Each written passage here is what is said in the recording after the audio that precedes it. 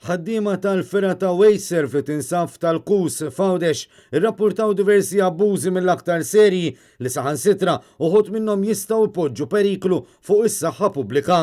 Dan kien żvelat fil-ħarġa tal-ħadd tal-Gazzetta Il-Mument li rapportat ukoll kif persuni fit-tmexxija tal-Wayserv tal-Kus saħansitra waslu biex iffalsifikaw b'mod intenzjonat manifatturi ħalli l-ħaddiema tal-Gozo Channel ma jindunawx bil-periklu ta' dan l-iskart jitabba fuq il-vapuri u jinġib Malta biex jinħaraq fl-inċeneratur tal-Marsa.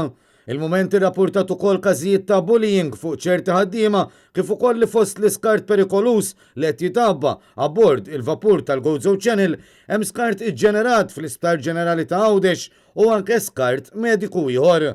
Fl-aħħar ġimgħat u xhur minn meta faqqat il-pandemija tal-coronavirus żdiedu wkoll l-iskips bl-oġġetti relatati mal-swab tests.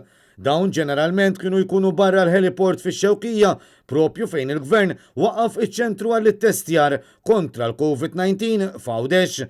Il-Gazzetta komplet li ftit tal-jimilu wara li l-vettura tal-Wayserv tabbiet fuq wieħed mill-vapuri, il-kaptan ordna li din terġa' titniżżel lura l-art minħabba li rwejja insapportabbli li kellha. Kien hawn li minn verifiki li saru tad-dokumenti tal-manifattura instab li dak iddikjarat bil-miktub ma kienx jaqbel ma dak li dawn l-iskips verament kien fihom. Allegati abbużi oħrajn irriżultaw ukoll fl-inċeneratur tal-Marsa b'dokumenti jindikaw mod iżda fil-verità il-materjal ikun mod ieħor. Il-Mument qalet li dawn l-allegati abbużi kienu regolari għal dawn l-aħħar ġimgħat u xhur. B'min jagħti l-ordnijiet allegatament jeddet lil ħaddiema konċernati bit-tkeċċija mill-impjieg. Sa dan it-tant fis-sqarrija bit-tweġiba, il-kumpanija Wayserv qalet li l-istorja pubblikata minn Il-Mument tinkludi allegazzjonijiet foloz u infondati. Bil-Gazzetta tinsisti fuq il-fatti pubblikati fil-waqt li twiet li aktar dettalji se jkunu żvelati fil-jiem li ġejjin.